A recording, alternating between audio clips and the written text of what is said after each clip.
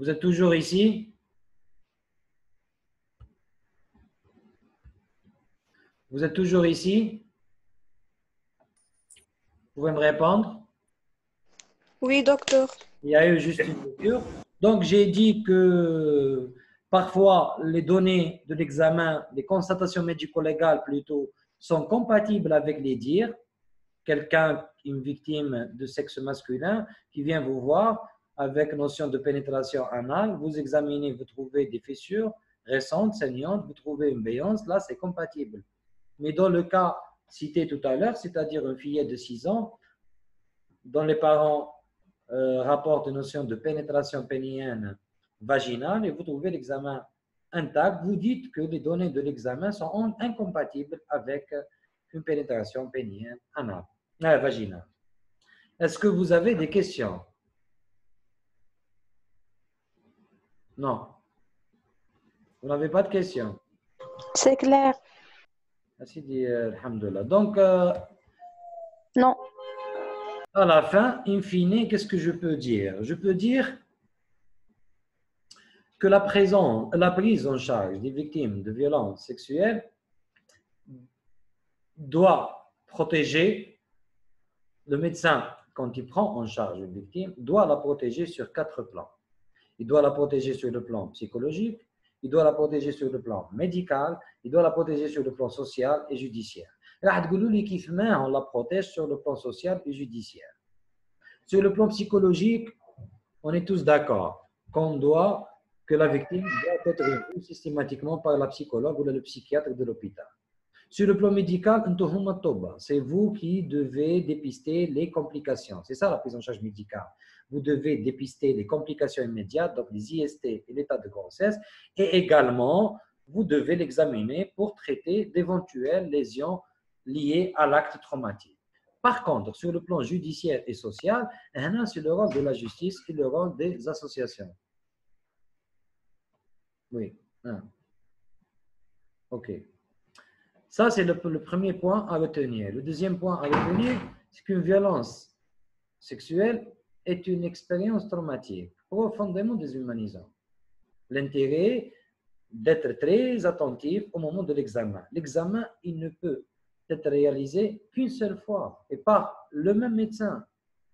Il faut éviter la répétition des examens. La police, ils jouent les victimes.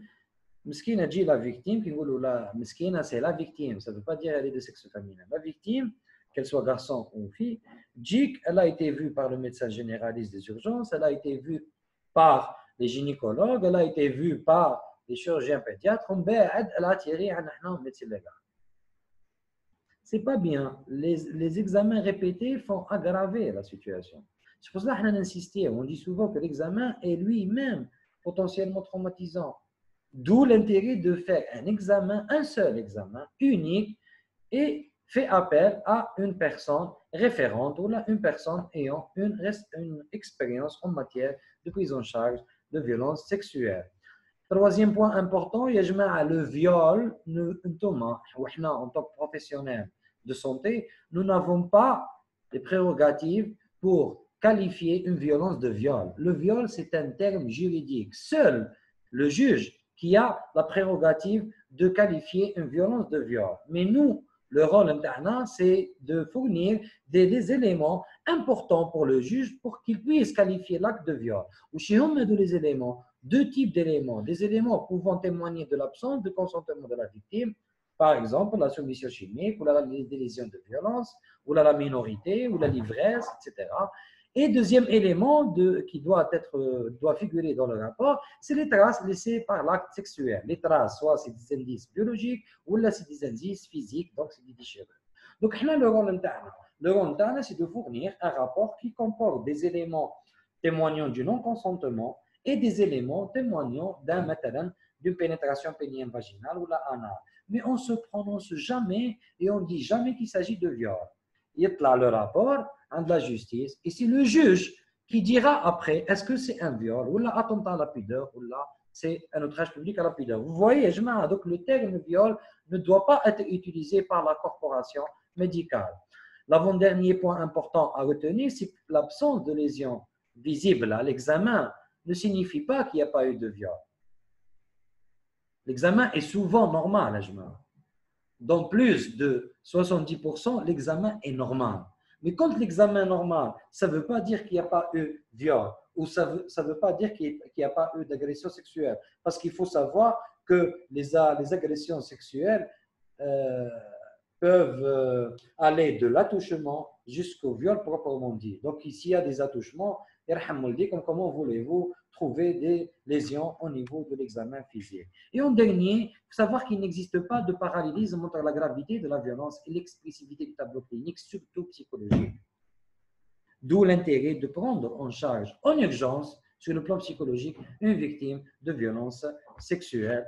Merci pour votre attention. Est-ce que vous avez des questions?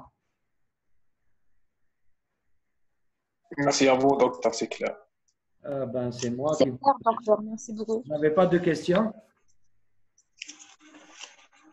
Merci, docteur. C'est clair.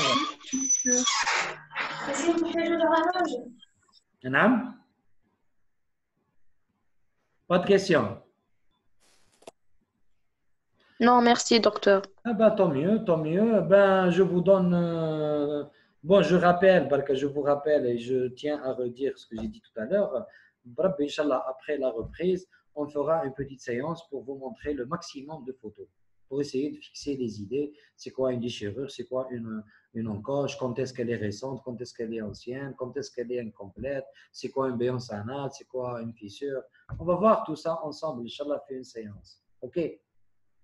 Je vous donne rendez-vous demain. Je vous donne rendez-vous demain à 9h30, Inch'Allah, pour aborder une autre forme de violence, aussi grave aussi, la maltraitance à enfants. Je vous dis bonne fin de journée. Merci à vous et à demain, Inch'Allah. Merci, docteur. Merci.